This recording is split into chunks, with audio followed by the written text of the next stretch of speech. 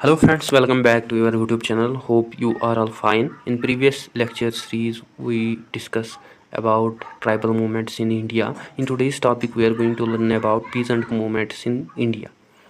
जो peasants हैं ये वो सेक्शन है सोसाइटी का जो कि मेनली डील करते हैं with primary occupations within the society. So इनमें हमें मूवमेंट्स देखने को मिली, प्रेजेंट स्ट्रगल्स देखने को मिली, जो कि जिन्होंने फाइट किया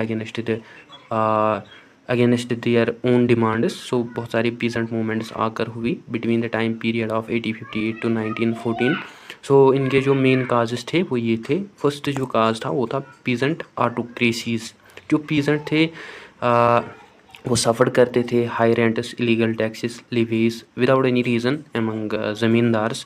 बिसाइड्स दैट जो गवर्नमेंट थी उन पे हाईलैंड रेवेन्यू टैक्सेस इम्पोज करते थे। सेकंड जो है वो है massive losses of Indian industries. जो पॉलिसीज़ थी ब्रिटिश की, उन्होंने रियून किया है जो भी ट्रेडिशनल हैंडीक्राफ्ट्स थे या अदर स्मॉल बेस्ड इंडस्ट्रीज़ थी, ड्यू टू विच हमें मूवमेंट्स देखने को मिली, मूवमेंट्स का राइज देखने को मिला, जिनकी वजह से जो चेंज है ऑनरशिप का वो ऑनरशिप में हमें चेंज देखने को मिली, ओवरबर्डन देखने को मिला ऑन एग्रीकल्चर लैंड्स एक्स्ट्रा।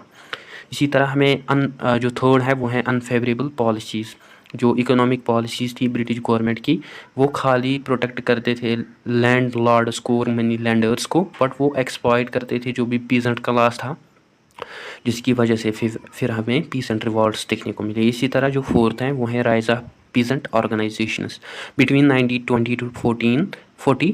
हमें वाइड स्प्रेड पीसेंट ऑर्गेनाइजेशंस का देखने को मिलता है, जिसमें जो फर्स्ट ऑर्गेनाइजेशन है उसको फाउंड किया गया इन द बिहार प्रोविंशियल, जिसे हम किसान सभा भी कहते हैं, इन 1929। सो फिर इसको फर्दर इसी पे और एक ऑल इंडिया किसान सभा को फाउंड किया गया 1936। सो जो ऑल इंडिया किसान सभा है इसको फॉर्म किया गया during Lucknow session of Congress, जिसको फाउंड किया बाय शाहजहां। सो लेटर ऑल इंडिया किसान सभा को इशू किया गया किसान मैनिफेस्टो के लिए, जो कि डिमांड करती थी abolition of zamindari and occupancy rights. So अगर हम बात करते हैं 19th सेंचुरी की पीसेंट मूवमेंट्स की, और जिन्हें हम प्री गांधीयन फेज मूवमेंट्स भी कहते हैं, first and one of the important pheasant movement in pre Gandhian phase की है वो है इंडिगो रेबेलियन 1859 टू 62। जो कि यूरोपियन प्लांटर्स थे वो फोर्स करते थे जो भी पीसेंट क्लास था उनको ग्रो करने के लिए indigos instead of other food crops. So वो अपने जो प्रॉफिट थे उनको वो ज़्यादा से ज़्यादा कमाना चाहते थे, और जिसके रिगार्डिंग जो फार्मर्स थे वो मोटिवेट नहीं थे इस राय के रिगार्डिंग, बिकॉज उनको बहुत लो प्राइजेस मिलते थे, और जो इंडिगो क्रॉप था वो ल्यूक्रेटिव नहीं था या प्रॉफिटेबल नहीं था। बिसाइड्स दैट जो इंडिगो प्लांटिंग थे इससे जो फर्टिलिटी थी सॉइल की वो डिक्रीज़ होती थी। मेनली जो पीजेंट्स थे वो सफ़र करते थे उस समय ड्यू टू द ट्रेडर्स और मिडलमैन, जिन्होंने देन उसके बाद जो पीजेंट क्लास हैं उन्होंने non Indigo cultivation movement start की इन बंगाल। सो जो पीजेंट्स थे उनको सपोर्ट मिला through printing press and machineries, जिसमें जो हरीश चंद्र मुखर्जी हैं वो डिस्क्राइब करते हैं issues of peasants in Bengal. वो अपने न्यूज़पेपर में डिस्क्राइब करते हैं the Hindu Patriot some same as जो दीनाबंधा मित्रू हैं, जो कि एक बंगाली राइटर और ड्रामेटिस्ट हैं। At the time he mention that जो भी ट्रीटमेंट है इंडिगो प्लांटर्स का टुवर्ड्स द पीजेंट, वो सब वो डिस्क्राइब करता है अपनी बुक में नील दर्पण में, जो कि उसने पब्लिश की थी 1816 में, ड्यू टू विच हमें बहुत सी कंट्रोवर्सी देखने को मिली, और उसका जो प्ले था उस पर भी हमें कंट्रोवर्सी देखने को मिली। देन उसको फिर बैन किया गया by the government. Then in 1860 जो गवर्नमेंट है उन्होंने अपॉइंट किया indigo commission but about the illegal forest to cultivate the indigo, जिसकी वजह से हमें विक्ट्री देखने को मिली over the for the indigo cultivators. Second peasant movement जो है वो है पनाबा मूवमेंट, जो कि स्टार्ट हुई 1870 टू 80, जो कि एक मूवमेंट थी बंगाल लैंड लॉर्डर्स की अबाउट द लैंड टैक्सेस और रेंट्स फॉर पुअर पीजेंट्स।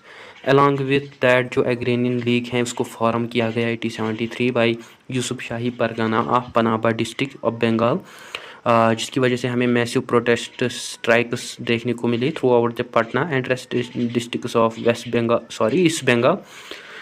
ये जो मेनली हमें देखने को मिली ये लीगल रेजिस्टेंस थी, ये जो मूवमेंट्स थी ड्यू टू भी जो गवर्नमेंट है उसने पास किए Bengal tenancy act of 1885 for the occupation rights. तो जो पीजेंट स्ट्रगल हैं इसको आल्सो सपोर्ट करते हैं इसको आल्सो सपोर्ट करते हैं बंकिम चंद्र चटर्जी और सिद्धार्थ और इंडियन एसोसिएशन अंडर सुरेंद्र नाथ बनर्जी। जो थर्ड पीजेंट मूवमेंट है वो है डकन राइटर्स 1875। जो डकन पीजेंट मूवमेंट है ये अगेंस्ट थी Marwari and Gujarat money landers के, जिसमें जो पीजेंट्स थे वो सफ़र करते थे हेवी टैक्सेशन, वो अगेंस्ट थे peasants also against the right वारी सिस्टम इन विच उनको जो लैंड रेवेन्यू था वो देना पड़ता था 50% इन 1867, जिसकी वजह से हमें फिर सोशल बाइकआउट मूवमेंट भी देखने को मिली 1875, जिसमें जो पीजेंट्स हैं वो रिफ्यूज़ करते थे, वो मान नहीं रहे थे to buy the products from these money lenders. और जो बार्बर्स थे, शू मेकर्स थे या वॉशरमैन थे वो उन्होंने उनको उनके काम से मना किया और बाइकआउट किया कम्प्लीटली। सो ये जो सोशल बाइकआउट था ये स्प्रेड हुआ throughout the villages of Poona, Ahmednagar, Solapur and Satara. So ये जो सोशल बाइकआउट्स हैं इन्होंने शेप लिया एग्रेनियन मूवमेंट्स का। लोगों ने स्टार्ट किए अटैक्स करना ऑन द मनी लैंडर्स, उनके हाउसेस पे, शॉप्स पे एट्सट्रा। फाइनली जो हमें डेक्कन एग्रीकल्चरिस्ट रिलीफ एक्ट्स देखने को मिले जिनको पास किया गया in 1879 by the government to overcome these movements. So अब हम बात करते हैं 20th सेंचुरी के पीजेंट मूवमेंट्स के बारे में, जिन्हें हम आल्सो गांधीयन फेज मूवमेंट्स भी कहते हैं। In which first and one of the most important movement जो है वो है चंपारण सत्याग्रह, जो कि स्टार्ट हुई इन 1917। ये जो मूवमेंट थी ये भी पीजेंट मूवमेंट थी अगेंस्ट द इंडिगो कल्टिवेशन, जो कि स्टार्ट हुई थी इन बिहार, जो कि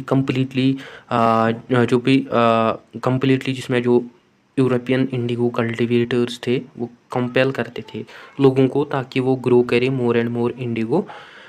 एटलीस्ट 3/20 ऑफ देयर जो लैंड था उसमें उनको इंडिगो कल्टिवेट करना पड़ता था और फिर वो बेचते थे वो इंडिगो फिर यूरोपियन प्लांटर्स को, जिन्होंने फिक्स्ड प्राइस रखे थे उनके लिए। सो इन 1917 जो महात्मा गांधी है वो चंपारण पहुँचे और उसने डिटेल्ड इंक्वायरी ली about the condition of peasants. Then in 1918 Champaran agrarian act को पास किया गया ताकि इंडिगो प्लांटर्स को सेव किया जाए from the taxes and revenues. Second one of the most important peasant movement जो है वो है खेड़ा सत्याग्रह, जो कि हमें 1918 में देखने को मिली, जो कि अगेंस्ट थी गवर्नमेंट, बिकॉज जो गवर्नमेंट थी वो डिमांड करती थी full collection of land revenues taxes at that time. So हमें क्रॉप फेलियर भी देखने को मिला था, फिर भी गवर्नमेंट डिमांड कर रही थी टैक्स, जिसमें जो गांधी जी और सरदार वल्लभ भाई पटेल जो है उन्होंने सपोर्ट किया पीजेंट मूवमेंट्स को एट दैट टाइम। इसी तरह जो सत्याग्रह मूवमेंट है ये फिर सत्याग्रह मूवमेंट जो है ये फिर हमें देखने को मिले अप टू जून 1918, जब गवर्नमेंट ने एक्सेप्ट किए डिमांड्स ऑफ द पीजेंट्स की। थर्ड इम्पॉर्टेंट पीजेंट रेवोल्यूशन जो है वो है मोलपा रिबेलियन, जो कि 1921 में हमें देखने को मिली। जो मोलपास थे वो मेनली बिलोंग करते थे मुस्लिम कम्युनिटीज़ से in the Malabar region, where जो most of the land Lord's थे वहाँ पे वो हिंदूज़ थे। सो ये जो मूवमेंट थी ये अगेंस्ट थी high rents, revenues, taxes, fees etcetera. Then जो मोलपा मूवमेंट है इसको मर्ज किया गया विद खिलाफत मूवमेंट, इनमें जो महात्मा गांधी हैं और शौकत अली और मौलाना अबुल कलाम जो हैं वो एड्रेस करते हैं मोलपा मीटिंग्स को। Most of the Hindu land Lord's थे उस समय, वो साथ दे रहे थे, हेल्प कर रहे थे ब्रिटिश अथॉरिटीज़ को, which further led towards the anti government और एंटी लैंडलॉर्ड मूवमेंट्स। सो इन रीजन्स की वजह से, कॉलोनियलिज्म की वजह से जो मोलपास थे वो आइसोलेट हुए from Khilafat and non cooperation movement. Then जो मूवमेंट है इसको कैंसिल किया गया ऑन दिसंबर 1921। सो जो फोर्थ इम्पॉर्टेंट मूवमेंट है वो है बारदोली सत्याग्रह इन 1928, जो कि अबाउट थी हाई रेवेन्यू टैक्सेस और लैंड रेवेन्यू, जिसमें अप टू 30% देना पड़ता था उनको। तो ये अगेंस्ट थी also the revenues and taxes, जो कि स्टार्ट की गई in the Bardoli district of Gujarat by British government, जिसका जो मेन थीम था वो था नो रेवेन्यू कैंपेन, जो कि स्टार्ट किया पीजेंट्स ने under the leadership of Vallabh भाई पटेल। सो बारदोली सत्याग्रह के दौरान जो वुमेन्स हैं उन्होंने टाइटल दिया वल्लभ भाई पटेल को सरदार। सो एट कंक्लूजन हम मेंशन करेंगे कि हमें बहुत सिग्निफिकेंस देखने को मिलती हैं पीजेंट मूवमेंट्स इन इंडिया, जो पीजेंट मूवमेंट्स हैं जिसकी वजह से उनमें अवेयरनेस ग्रो हुई। सो जो भी उनके रिवाल्ट्स थे उन्होंने भी सिग्निफिकेंट रोल प्ले किया against the British rule in India, through which जो पीजेंट्स हैं उन्होंने डेवलप किया strong awareness about their own legal rights. So जो पीजेंट मूवमेंट्स थी वो इंस्पायर हुई अदर रिवाल्ट्स से, so that they can fight against the exploitation operation of Britishers. So जो पीजेंट मूवमेंट्स हैं इसकी वजह से हमें यूनिटी भी देखने को मिली अमंग द पीजेंट्री क्लास, और इसने यूनाइट किया all the sections of peasantry, like अगर हम लैंडलेस लेबर की बात करें, एंटी फ्यूडल इम्पेरलिस्ट्स की बात करें, जिसकी वजह से जो पीजेंट सेक्शन है उनमें हमें यूनिटी देखने को मिली। सो जो पीजेंट्स की वॉइसेस हैं उनको सुना गया और वो उन्होंने फाइट किया against their own demands. So guys ये था आज का हमारा टॉपिक। आई होप आपको अच्छे से क्लियर हुआ होगा। Don't forget to share, like and subscribe to discipline talk channel. Thank you for watching.